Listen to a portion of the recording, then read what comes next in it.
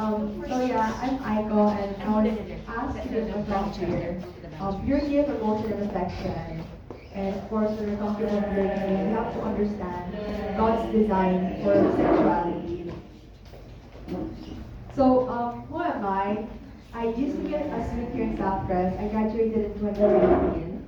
Now I'm a wife and I'm a mom of two young girls.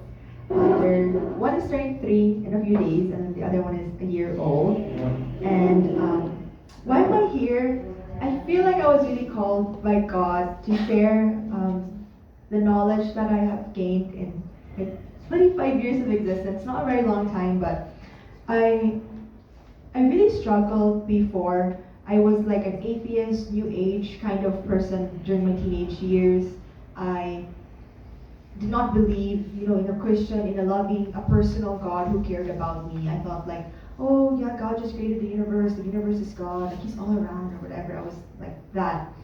And I wouldn't even enter the chapel when I was here. I was really so against Christianity, Catholicism, even just like theism, believing in God.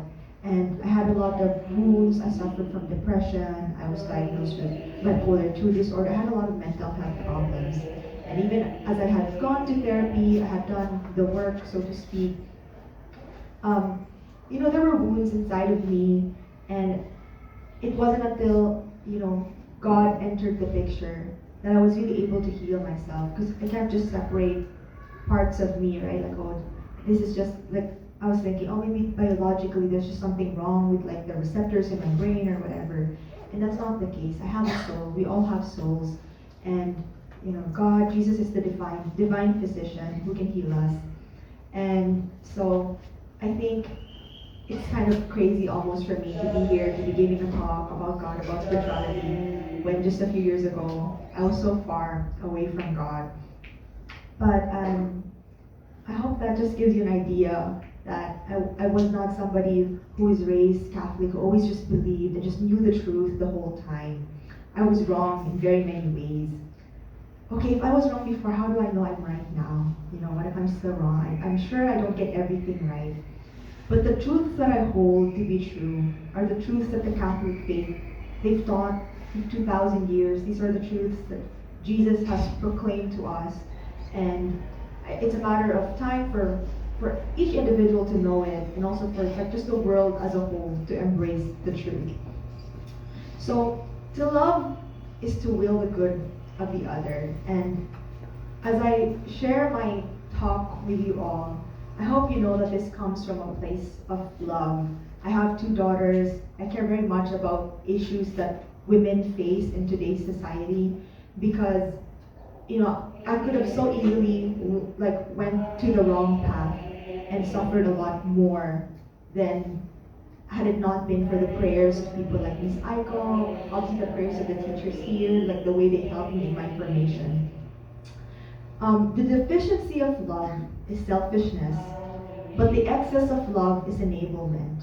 And it goes back again to the definition, this is St. Thomas Aquinas, that I know as women, we can be very emotional, and as people, it's so good. Jesus tells us to love, right? You want to love people who are not like us, people who are different. Of course, like we love our parents, love people who are easy to love and hard to love. But the very act of love is sometimes not always clear. Like, when is it where I'm loving the person, I want the best for them, and when is it when I'm loving them and allowing them to do things that are harmful to themselves, to myself, like to others? So I just hope you keep this in mind, because sexuality can kind of be a sensitive issue for some people, and I just want to preface with that. And I also want to share this quote by St. Augustine, that the way to Christ is first through humility, second through humility, third through humility. Why is it so important to be humble? Like I said, I used to think I knew it all. I really did. I felt like I was so right about how I thought God was. I felt I was so right on issues like I was very pro-abortion. I was very pro-LGBT. I was very pro-trans movement. Just pro all of the things that I am vehemently against now. And at the time, I really thought like I was just like, why can't people just love who they want to love? Why can't, like, I did not have a good understanding of things. And part of it, why it was so hard for people to correct me until the grace of God, helped me, was because I really lacked humility. And so I hope as I share these words with you too, you know that it comes from a place of love, and I hope you can really try to humble yourselves in the sense that you might be wrong, we might be wrong, we all sin, we all fall short of the glory of God. And so I just hope that you keep this in mind. So onto my talk, what is purity? I really want to emphasize like definitions and words, because words are very powerful. There's a reason why words can hurt people, and so I really want to use precise language. I was also a debater before, so I think just having context and a proper framework can help us as I go on more. So purity is a virtue that involves living in holiness and honor and resisting disordered desires. So virtues, obviously, it's moral perfection. Morality has to do with what is right and what is wrong. Holiness is aligning, or if it's difficult for you sometimes, like it is for me, it's surrendering your will to God's will. Honor is showing respect to yourself, to other people. And when we talk about disorder, we have to understand what order means first. Order is a state when things are in their correct or proper place. And disorder is a corruption of that order. So it's almost like when something is being misused, right? Because the corruption is the process by which something is changed from its original use, its intended use or meaning, to one that is erroneous, wrong, or debased. It's reduced in quality or value. Let's say a bed is for sleeping, right? Like that's the purpose of the bed. You could use it as a trampoline. You could keep jumping on it, but that is a disordered use of the bed. At best, what will happen is the bed will get a little dented. At worst, you could actually break the bed trying to use it as a trampoline every day, because that is not the correct use, the ordered use of the bed. And we can apply disorder and order to a lot of things in terms of thinking about what is the purpose of something, what is its design, how did God want it to be used. And of course, a desire is just a natural urge, natural inclination. Sometimes we have similar desires. Let's say for food, we all want to eat food, but the specifics, the kind of food you like can differ from person to person. So examples of ordered desires, their disordered counterparts, and of course their consequences when there's disorder. Like I said, with food, the disorder of that is gluttony. It's good to enjoy food, but when you eat in excess, you will experience physical pain. You experience like the loss of self-control. Like it just becomes harder for you to control yourself in other matters. It's natural for us to appreciate beauty, but the disorder of that is vanity. We obsessed over being beautiful, so to speak. This leads to things like body dysmorphia, feeling really uncomfortable in your own body. You feel like you're not beautiful enough, or you want to fixate on so many things that you feel like are your flaws, that things that are wrong with you. You develop envy towards others who you feel have that trait that you would like to have, and you also become ungrateful for the traits you do have that are already very beautiful. Again, that's how you kind of know that you're not just appreciating beauty and you're leaning towards the side, like you're going towards vanity. And another natural urge is to have sex, but because this talk is about purity and design of God for sex, we will keep talking about this more and more. So, what is purity? Now that we know all of these definitions of the words, it is a moral perfection attained by aligning your will with God's will, showing respect to yourself and others, and resisting the corruption of your natural urges, because they have harmful consequences, which, again, I'm going to talk about. How do we achieve purity in our lives? The reality is that it's really hard without God's grace. I know God loves to use people as instruments. I like to think God is using me as an instrument as I speak to all of you, but I cannot change the heart of somebody. Only Jesus can do that. Only our prayers can change that. And so that's why it's really important that we ask for God's grace in our lives. Original sin has obviously corrupted our desires. I think you all know this from your religion class. There's also a lot of brokenness and hurt now in this day and age. I feel like brokenness and hurt have always existed, especially in families, the smallest unit, right, of society. You start reading the Bible, and there's already brokenness right away. Cain wants to kill Abel. Joseph's brothers want to kill him. There's just so much of this again and again. And it extends until this day. It extends even with all of us, you know. I really experienced that because people like to look from the outside. They don't know what you're experiencing. When I was going through all of these hardships, you know, in my mind, in my life, people only saw that like, oh, but you're smart, oh, but you're pretty enough, like, what's wrong? Like, how can you be complaining so much? How can you have all of these issues and struggles? And you know, it's one of those things that everyone has hurt. Everyone has something, whether we see it or not. We cannot live in their shoes.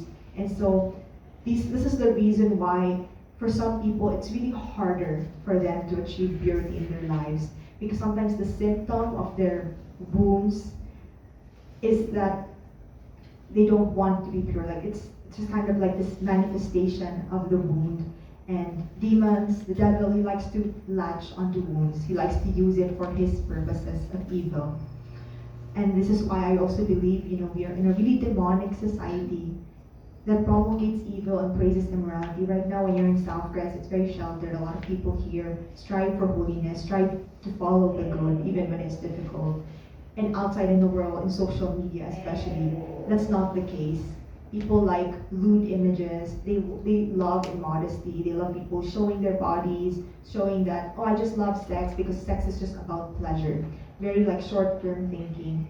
And this is what is praised. They say that these are the things that will empower you. Just keep having sex with anybody, and as long as you enjoy it, you are empowered. And that couldn't be farther from the truth. Of course, like I said, we achieve purity asking for God's grace through prayer. The rosary is so powerful. Confession with true humility, really, you know, acknowledging that you need help, that you need the help of God for whatever struggles you have. Because again, the external struggles, people, sometimes it's easy for them to see, like, you know, you're physically in pain, but the internal wounds, those are invisible to most people. Going to Mass, you know, receiving communion, reading or listening to the Bible, God's scripture, God's word, is also very healing. And I don't know if you've experienced this when you have hard times in life, and like, you're like, okay, let me just like open the Bible. And then, like, there's a scripture that really is, like, it's answering your prayer. It's answering the very specific question that you had. Also resisting temptations to pornography and pornographic images. I know this seems like something that would be more of a difficulty with boys, with men, because obviously their desire for these things are much higher than for women. But it also affects women like us really negatively when we allow a lot of like simple things you think, like, oh, it's just bikini photos on my social media feed. They inspire me to be more sexy or what, and usually that's not the case. What really happens is you compare yourself to them and you feel horrible about yourself. You rarely ever really feel like inspired to work out or like eat healthy or anything. And it also ruins your like self-esteem and your identity of yourself and your soul, because now you become so focused on the body. Again, you're not thinking about your soul, you're not thinking about your character, the good things about you, like kindness, humility. You're just thinking like, oh, my body doesn't look like that. And instead of, you know, what can you do? You watch, listen, read, and consume media that is pure. I know we live in a generation where like, the internet has raised us. TikTok, Instagram, Facebook, like our lives revolve around that. You can easily look at your iPhone and see how much time you spend on each app. And it's always surprising because I'm like, I don't have time in the day, but I spent 1 hour here. I don't know how it happens. It's crazy. But these are just some content creators, YouTubers, influencers who I really like, and I believe that they're using social media as a means for good, as a channel for evangelization. And there's like the Hallow app, I love that app. There are Christian films, music, there's Brett Cooper. I really love her in the comments section. She has her own channel now. her topics are very relevant to Gen Z. She covers a lot of things that are going on in TikTok. Emily Wilson, she's very particular when it comes to like dating and waiting until marriage. If you have like desires to know like, how do I know if this boy I'm dating who's courting me is the one? She has great advice for that. Michael Knowles, I love him for politics, culture. He has in-depth interviews. Candace Owens as well, very similar. Father Mike Schmitz, you probably heard of him. He comes out a lot in like Catholic circles. Trent Horn I love because again I'm into debate and apologetics, and if intellectually you feel you're not convinced God exists, like you feel like there's lots of arguments against the existence of God or the existence of Jesus, he's really a great resource for that. Don't abandon your faith until you know what you are leaving behind. That's something I want you to know, because I was so close again to leaving the Catholic faith and I didn't even know what I was fighting against. And it was when I wanted to like destroy, like I wanted to know like, oh, I really want to prove that it's not true. It's just like, oh my gosh, it actually is true. And so there's these people. Pints with the Finest is a podcast. It's also like, it's very dependent on the people he interviews, whatever topics you have. I'm just sharing these because there's many avenues for you to grow in your faith. And it's not just like what you're used to. Like social media can actually be used for good. Another way to achieve purity is by dressing and acting in a way that shows respect for the body. And this is a surprise, but not really. Women and men are different. And this is on the topic of modesty as a woman. I really struggled with this. Number one, because again, I grew up with social media. And like most people are always just posting like sexy photos of themselves over there.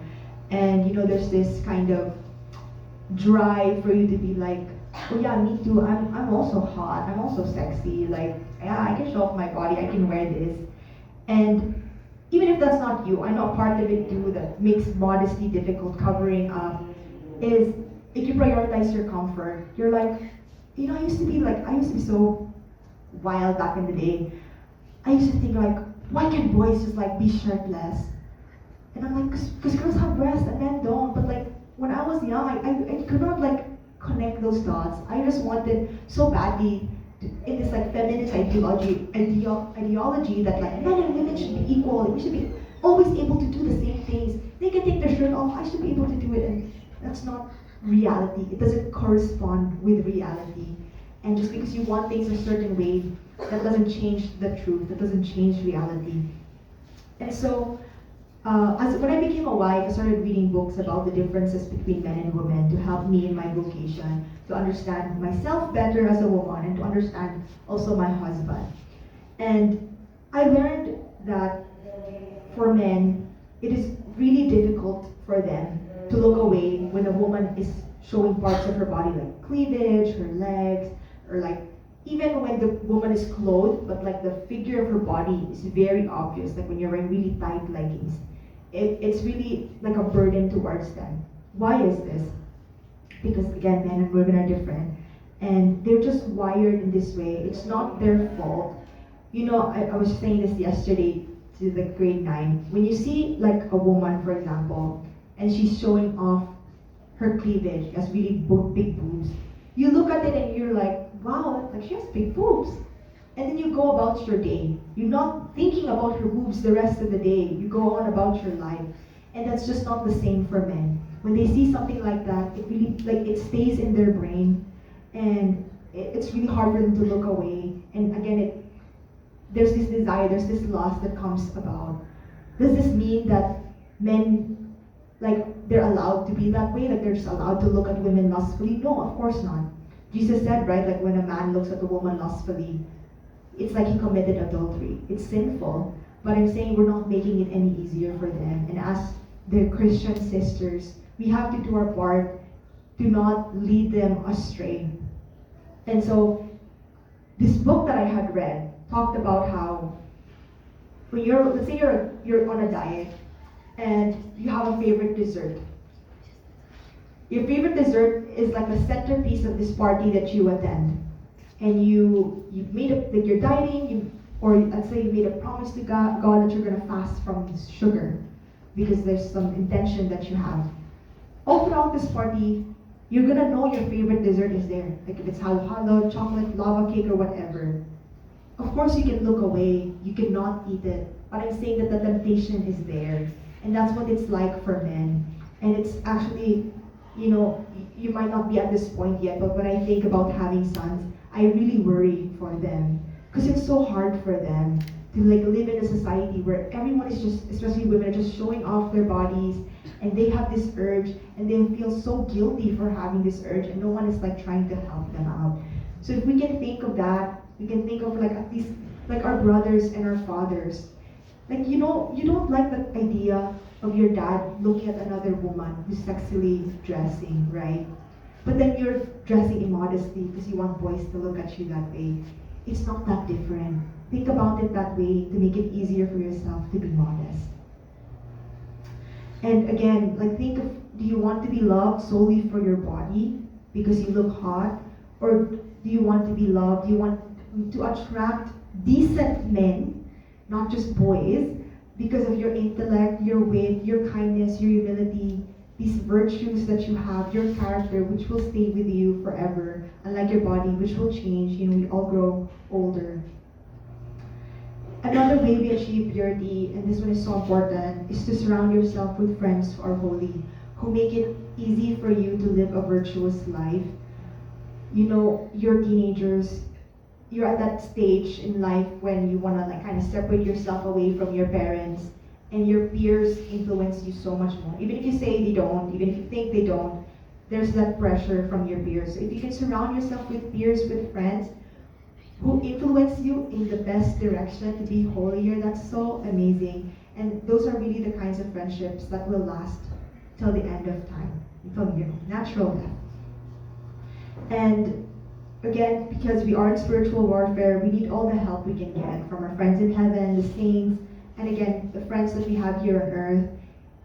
It's so beautiful. I still stay in touch with my friends from Southcrest, and it's just so nice that I can talk about them with my struggles in faith, and they pray for me, and their prayers are so powerful, and it's just so beautiful. Instead of just having friends where you're always just gossiping and talking about things that really are meaningless at the end of the day. Think of yourself when you're 80 and you're on your deathbed. Are these the kinds of friends you still want to have? Do they contribute to your life in a meaningful way? And this is going to be into the second part of my talk. We achieve purity by learning the meaning and the purpose of sexuality in God's plan. When we don't have a foundation of what is the purpose? Why are men and women different? What is sex for? It's hard to be pure. So I hope this will give you a better understanding. What is God's design for sexuality? Going back, I really like definitions just to make things clear. What is a woman? This one, I don't know how this became such a controversial question, but it has in recent years, especially in more liberal media. What is a woman? And then some people answer, a woman is whatever a woman says she is. What? A woman is, if you say you're a woman, you are a woman. If I say I'm a cat, am I a cat? No, right? But these are the kinds of things you will hear, and when you really dissect the logic of their arguments, it's illogical. It doesn't really make sense. But they will, try and find a way. So what is a woman? A woman is a human being, created by God, ordered towards gestation, ordered towards pregnancy. If a woman can't get pregnant, is she not a woman? No, of course not. People struggle with infertility. The point is, you're ordered towards it, meaning you were designed for that purpose. It's sad when you're not able to, because again, there is this expectation that women can, right? A man has no expectation that will happen, that he will not be able to get pregnant. So if you tell him, oh, you can't get pregnant, he's not going to be sad about it, because that could never have happened in the first place. And on the opposite end, a man is a human being ordered towards impregnation. A woman cannot get another woman pregnant, right? Only a man can do that. And so this leads us now to what is sex for? And to make it easier, there's a second question. What is the result of sex? Does anyone have an answer for it? What happens when you have sex? Usually, like what is the result of sex? No one really knows? Yes. A child, right? You guys are all here because your parents, or a man and a woman, had sex. That's why you're here, that's why I'm here. So that is the result of sex. Children. And before I go on to the other results of sex, because I know there's a second component of sex, it's not just always for children. We have to talk about what is marriage, because they tie together. Marriage is a lifelong union between a man, oh my gosh, I still didn't fix this, it's supposed to say woman. One man, one woman, that's what it's supposed to say, not women, that is polygamy and that is not good. It's a lifelong union between one man and one woman, ordered towards first procreation and education of children. So marriage does not just stop at like creating babies. You raise those babies, right? You nurture them and you educate them. And then the second aspect of that is for the unity of husband and wife. So going back to what is sex for, the problem with society today is they've inverted those things. They just think sex is just for pleasure. And because of the prevalence of contraceptives, children are just like an option. It's not even really what sex is for. It's just for pleasure, for you to feel good, for you to connect to that other person. And that's not what sex is really for. And again, this is because the enemy, Satan, who cannot create his own things, just likes to twist God's creation, turns this upside down, right? He's focusing on this like pleasure, pleasure, pleasure. It's just for you to be united to whoever you're having sex with, and not about the children anymore, never really thinking about that. And so that's what differentiates the marital act from fornication. One is ordered, one is being used in the right way in the context of marriage, and the other one is disordered. It's a misuse of the purpose of sex. I feel like this is something that really wasn't an issue. People could easily comprehend this back in the day because contraceptives were not prevalent, right? People did not have birth control or condoms, or if they did have some access of it, it was usually very ineffective. So people always knew sex leads to children. I have to be careful because this person and I, we could have kids. But now, of course, now there's this issue where people are just like not able to see because, again, of the contraceptives. And I don't want this talk about purity to be just a list of like, don't have sex until marriage, don't have sex outside of marriage. Sex is, because then that can create a lot of guilt towards the idea of sex. Even like among really like good, like Catholics who were raised well, who waited until marriage, they suddenly have this fear of sex. Like it's this bad, it's this gross thing. It's like this thing that like, ugh. And that's not the truth.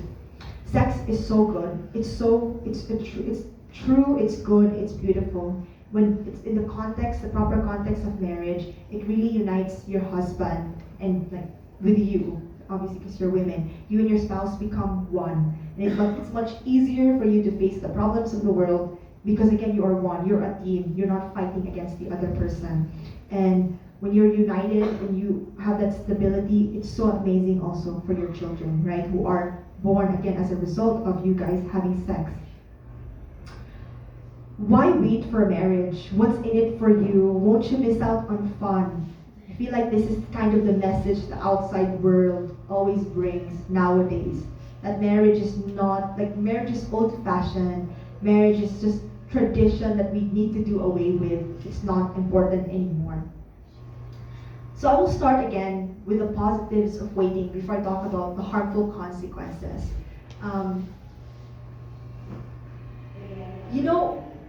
Sometimes we don't commit sin because again we fear the loss of heaven. We fear hell, right? That we don't want to go to hell. It sucks there. It's a valid reason to not commit sin. But the best reason would be to not commit sin is because you love God. Not just because you fear going to hell, but because you love God and you know He deserves your worship, your love, because He's been so good to you.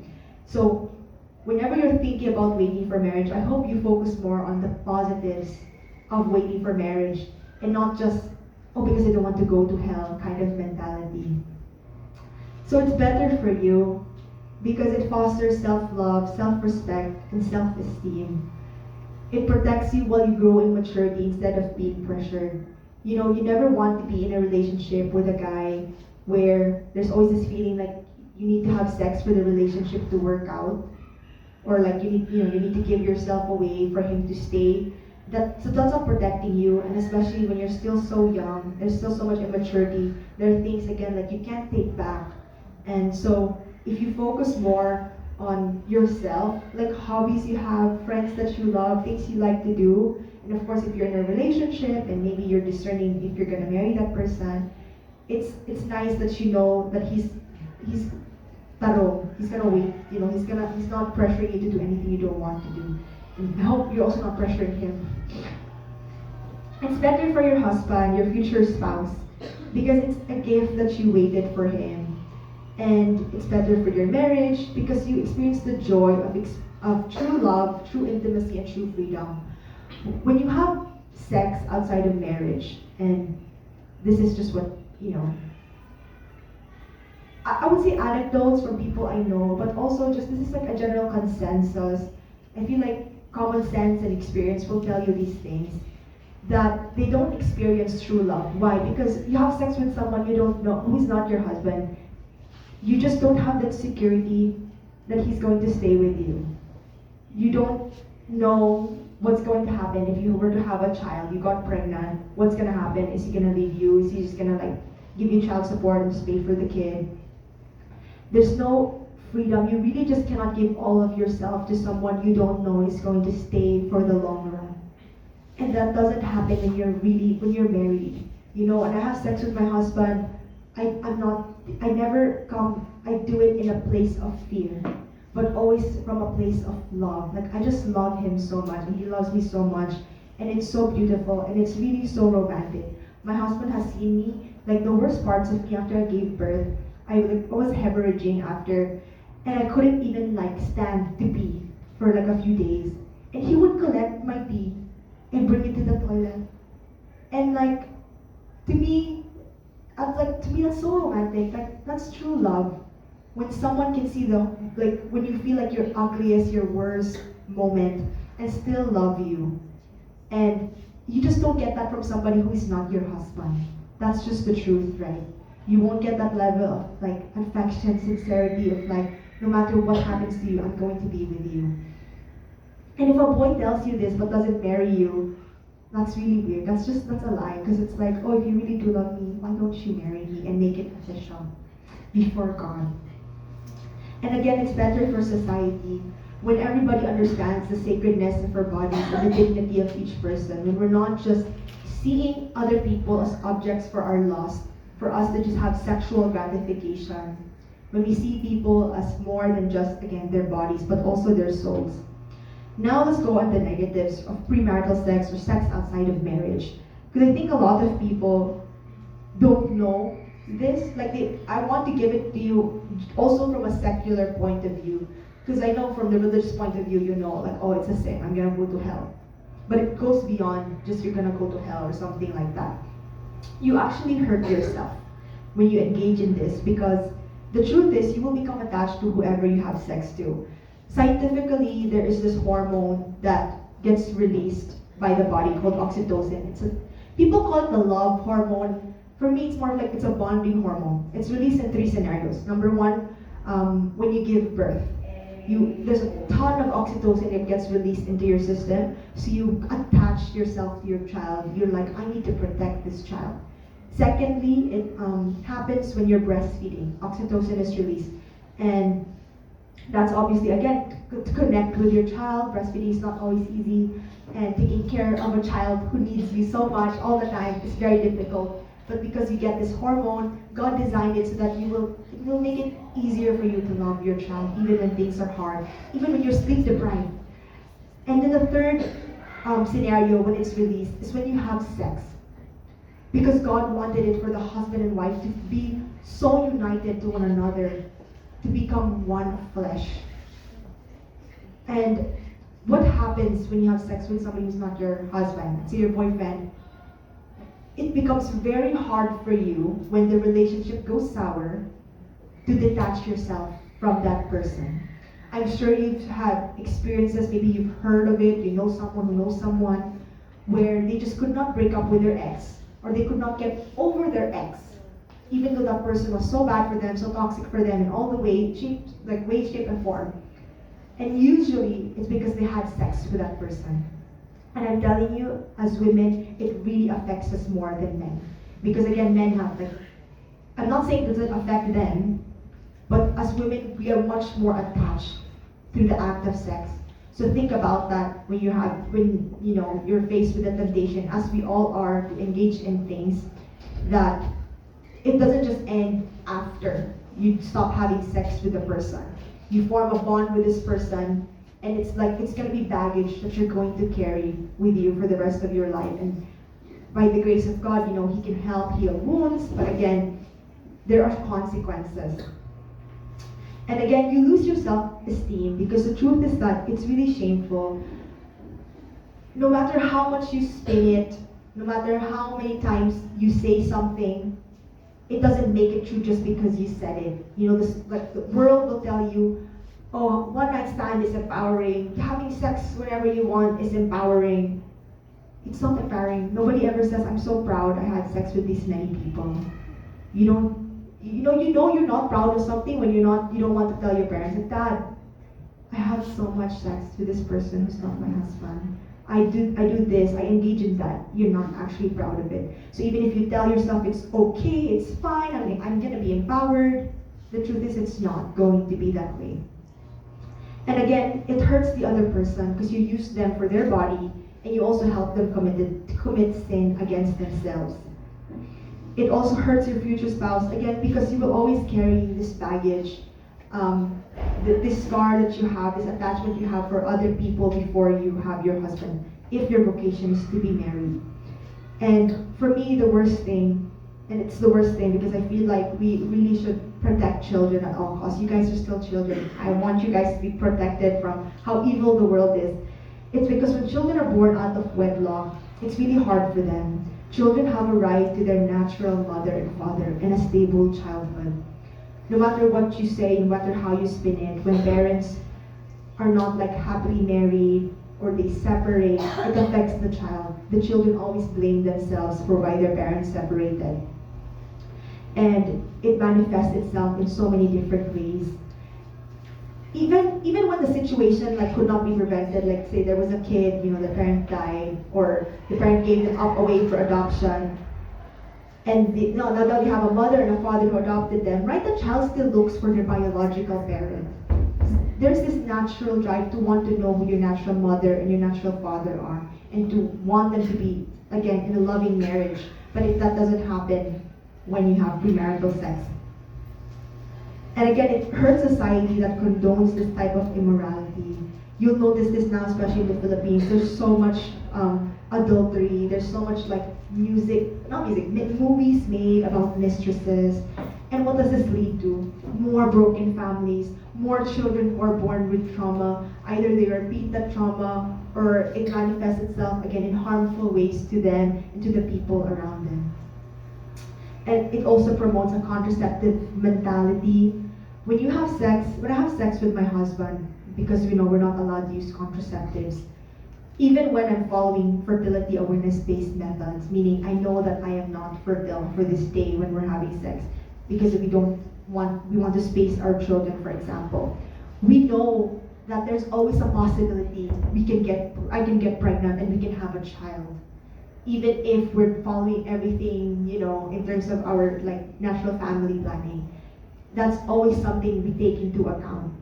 But what happens when people have premarital sex, they're using contraceptives all the time, they forget that can happen, that you can have a child, and then when they do end up being pregnant, they're like, how do I get rid of this? They're not thinking of it as a human being anymore because they went into it with the mentality that they're not going to get pregnant, that this is just for pleasure, for fun.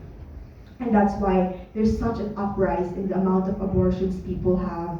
You can frame it any ways you want, just a clump of cells. It's not. It's a human life, and it's so sad that these children, so innocent, are being sacrificed to the devil. I want to share this quote.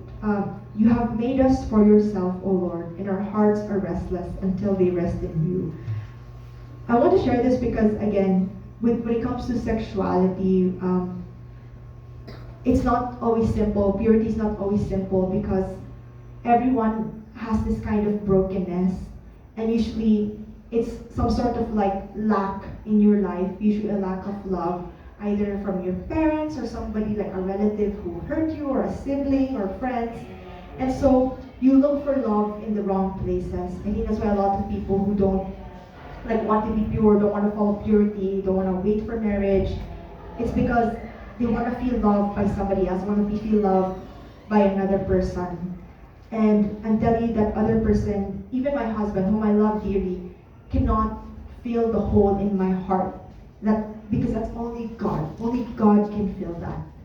And like, you know, like God's the ice cream. My husband to me is just like the cherry on top. Like, it's nice to have. I'm happy I have a husband. But he's not the ice cream, that's God. We all have a God-shaped hole in our hearts. And I really encourage you not to fill that hole with food, with material things, with wealth, with love from people. Don't make your boyfriend an idol. You don't even make your husband, when you get married, an idol. It's supposed to be God. And our hearts will always be restless. There's always going to be something missing, something off, something not right. What is the purpose of my life kind of situation? Until you find God and you have this really close, loving relationship with Him. And I also want to share, right, that because broken families are such a common thing. My parents separated when I was like 20, but I have always known that they were struggling in their marriage. And it's sad when I think about it. I still pray, you know, that God fixes their relationship. But, you know, because of my relationship with God now, you know, we all have a loving Father. If our father did not love us the way we ought to have been loved, or the way they should have loved our mom, we have our loving Father to love us. He loved us so much, He gave up His only Son. And Jesus also loved us so much, He told us that we can have His mother, that we can have the Blessed Virgin Mary as our mom. So, you know, our parents are imperfect people. They also struggle with original sin, with the faults that they have. But luckily for us, we have a perfect Father in heaven, and we have a perfect mother. And we really need to reach out to them when we're having struggles with our own parents or our own families. Other things to talk about, these are kind of just extra things because, again, the main bulk of the talk is done. What about masturbation? I'm not hurting anybody, right? No, you're hurting yourself. Because again, usually, in order for masturbation usually to happen, in order for you to be aroused, you're usually first having to look at pornography, read it, or listen to it somehow. And again, that's either other people who are selling their bodies online or on media. And again, it's hurting your soul because it robs you of the true joy you can have when you really have sex with in the context of marriage. I want to share something very personal with you. I've never shared this before, except I think to a priest. I used to masturbate a lot when I was a teenager, and I used to think, well, I'm not harming anybody, I'm just reading 50 Shades of Grey, it's just a book. And you know what I waited for marriage to have sex. And when I did have sex with my husband, you know, it was really hard for me to think of myself as sexy, as beautiful. Because I had so much pornographic images in my head of how somebody who has sex should look like. And I thought I didn't fit into that standard. And that was really hard for me. And it wasn't until I was going through confession and praying a lot, asking for forgiveness for the Lord for having done that to myself. And so, you know, in the beginning of my relationship with my husband, obviously he doesn't know these things, he can't read my mind. I was struggling. And that's what I mean when I say, like, the things you think don't hurt anybody else hurt you. They affect you. Those are going to be wounds in yourself, scars that will take time to heal. And again, by the grace of God, He can heal you. What about people who have same-sex attraction or gender dysphoria? This is something that's becoming so common nowadays. I have really close family members who have this, who have same-sex attraction. This one is difficult because, again, it stems from this wounds. It stems from wounds. Is Miss Q here? No. So when I get, oh, yeah, Ms. Quesada is here. When I first came to Southcrest again, I'm super liberal minded, super progressive, super pro LGBT. They just want to love each other. I was like, Miss Q, they just want to love each other. What's wrong with that? And Miss Q gave me, are you public shaming here? no, Miss Q gave me an example that there was this person she had known who identified as trans. And of course, the parents were so worried that the person was going to kill themselves because they were threatening suicide already. The parents let them fully transition. And then the person still ended up killing themselves, even after all of the gender affirming care. And me back then, when I was with Miss Q, I was like, oh, so you're just saying like all these people are crazy? That they have just like this psychological problem? That's so mean. That's so mean of you to say that. Sorry. No, this was me back then. And I think that's because, like I said, I had family members who I loved dearly. And I looked at them and I did not think they were crazy. They did not want to kill themselves. They did not have psychological problems as far as I was aware when I was young. But as I grew and I learned more about my family's story, my family's background, I did realize actually they had wounds. They really did have brokenness. I won't say who, right? But I had a relative who is a lesbian who presents herself as a man. And I got close to her, we would have conversations, and then somehow she just kind of opened up that her father used to rape her mom. That her mom, though, because they were married, felt obligated to have sex. Even when she didn't want to, her father would force herself on the mom. And then she decided, we all have wounds. And now, when I was already more mature to understand the situation, to me then it started to kind of make sense. Because she also thought that my dad would rape my mom just because they were having sex. Now, do you know your dad rapes my mom? And I asked my mom and dad, like, no, that's not true. But she just had this warped idea that married men rape their wives. And so she had such a distorted image of a man that she didn't want to love a man, didn't want to be with a man. And so that's why, until now she's a lesbian, and she presents herself as a man, but she's not thou like other men, because she's a lesbian thou. She's like a woman's man, because she knows what it's like to be a woman. It's almost like it's nonsensical sometimes. I'm like, okay, you don't trust men, but you want to be a man, but it's confusing. And that's again because of the wounds that these people have, the confusion that happens. I listened to another podcast. There are these so many Catholic evangelists with different advocacies. And this guy, he really worked with teens who had these trans issues.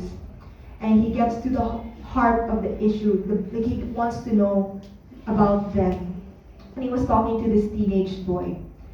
And he was trying to figure out why did this teenage boy really want to transition into becoming a woman. And he found out, he discovered, the boy opened up, that he has 4 sisters. And his dad has always treated his sisters so lovingly and tenderly and treated them like princesses because they're girls. But him, because he was the boy, he had to be tough. He had to be a man up. He wasn't allowed to cry, like man up. Like, why are you being like this? Don't be a coward, be a man. So his dad was just very harsh towards him. And he thought, if I become a woman, I transition into a girl, my dad will love me just as tenderly as he loves my sisters. This is so sad. And you would think, well, these are just a few people. This is not all of these people. And the older you get, the more stories you hear. If you really stop, you look and you think, there is a pattern that forms, a pattern that emerges, and you cannot be blind to the pattern. Another YouTuber I mentioned, the content creator Michael Knowles, he talked to a couple who detransitioned, meaning the woman was presenting herself as a man and had married a homosexual man. So really it's a man and a girl, right? But apparently they were a homosexual couple, this trans man and this homosexual man living together. By the grace of God, they found Christianity and they became Christians. the woman detransitioned. She went from being a man back to being a woman. Of course, she had already, she had undergone hormone therapy. She had lost her breast.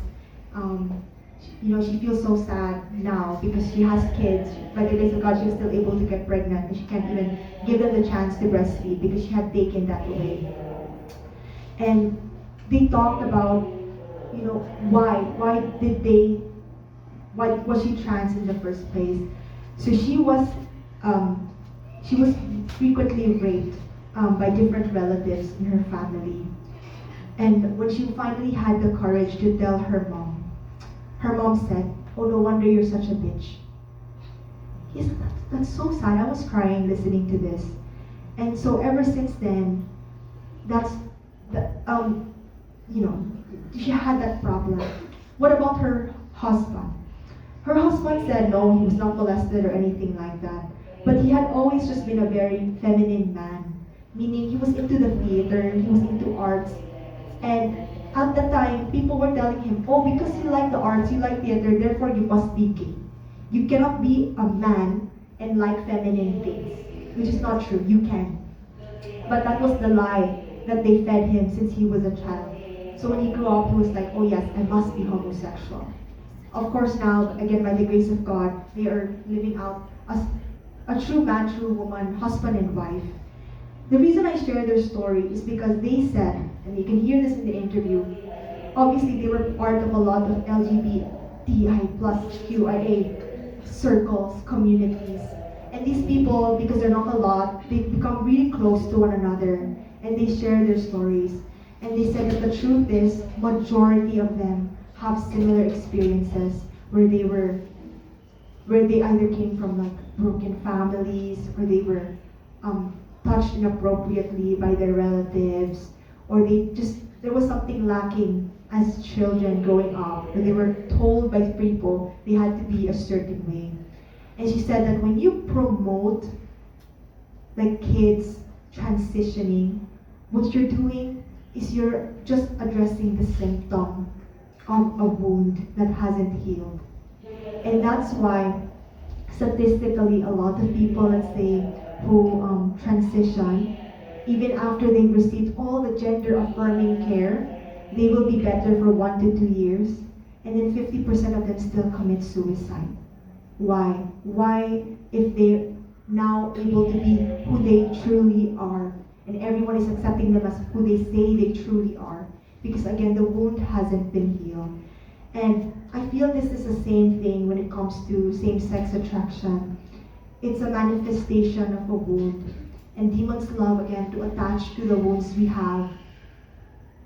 I know of cases, for example, of women like not wanting to be with men because their dad cheated on their mom. And therefore all men must be bad, and I don't want to be with somebody who is bad. So I'll just be with women because women don't cheat. This kind of you would think like that's not very logical, but it is to a child.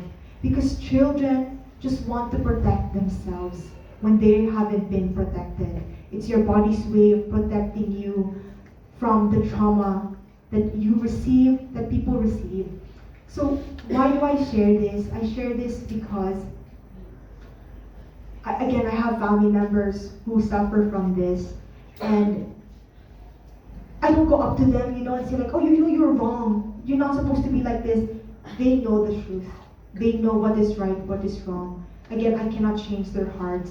But I share this with you because I hope that if you're struggling with this, you have a family member struggling with this, you know somebody, that you pray for them.